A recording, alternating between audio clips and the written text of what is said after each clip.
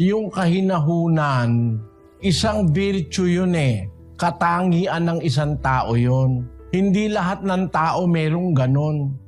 Kaya nga ang Kristiyano, dapat na yung virtue na yon ma-acquire natin. Maraming mga virtues na itinuturo ang Biblia, gaya ng pag-ibig. Sa loob ng pag-ibig, maraming virtues na nakapaloob. Ang pag-ibig, mapagpahinuhod. Ibig sabihin, madaling mapahinuhod. Madaling magpatawad, madaling makumbinsi, hindi matigas ang puso pag ang tao may pag-ibig. Ang pag-ibig, magandang loob. Virtue yun. Ang pag-ibig, hindi nananaghili, hindi inggitero. Ang pag-ibig, hindi nagmamapuri, hindi mapagpalalo, hindi nag-uugaling mahalay, hindi hinahanap ang kanyang sarili, hindi nayayamot. Ayon. Yung kasing mayayamutin, magagalitin yon. Hindi mahinahon ang pag-iisip nun. Ang taong magagalitin, hindi mahinahon. Dapat mag-isip na may kahinahunan.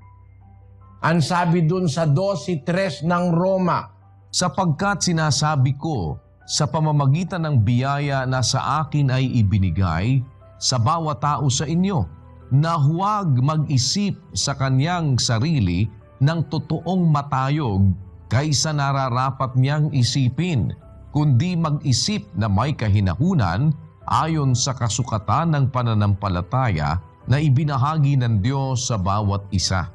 yung salitang mag-isip na may kahinahunan, hindi madaling magalit yon, hindi madaling mayamot yon, hindi madaling mainis yon, hindi madaling mag-init ang ulo nun. Yun ang mahinahon. Yung sinasabi sa kawikaan, ang galit ng mangmang nahahayag agad. Madaling mahayag. 29:11 at saka 14:29 ng kawikaan. Inihihinga ng mangmang ang buong galit niya, ngunit ang pantas ay nagpipigil at tumitiwasay. Siyang makupad sa pagkagalit ay may dakilang pag-uunawa, ngunit siyang madaling magalit ay nagbubunyi ng kamangmangan. Yung madaling magalit, nagbubunyi ng kamangmangan yon. Kaya yung may pag-ibig, mahinahon yun eh. Kung mag-isip, mahinahon. Hindi basta nayayamot, hindi basta nagagalit yung may pag-ibig. Yun mga virtues sa ilalim ng pag-ibig. Kaya kung mag-aaral ka ng pag-ibig na nasa Biblia, kapatid, magiging mahinahon ka. Bawa, kagalit-galit yung ginagawa ng isang tao, meron kang virtue ng pag-ibig, mahal mo yung kapatid mo, mahal mo yung kapwa mo, hindi ka basta magsasalita ng makakasakit ng damdamin ng kapwa. Magiging makupad ka sa pagkagalit. Magiging mahinahon ka. Kasi ang galit ng mangmang agad nahahayag, sabi sa Biblia. Kaya kilalang-kilala mo yung mangmang, madaling magalit eh. Galit agad, nakasigaw agad, nakasinghal agad. Kung magsalita, walang pag-aalaala sa kapwa-tao kung masasaktan ng kapwa o hindi. Ganun ang mga mangmang. Pero yung nag-uunawa, sabi sa Biblia, siyang makupad sa pagkagalit, may dakilang pag-uunawa. Ngunit siyang madaling magalit, nagbubunyi ng kamangmangan. And tanong mo, paano mapapanatili yung kahinahunan? Matuto kang umibig, kapatid. Halimbawa, mahal ko ang isang tao.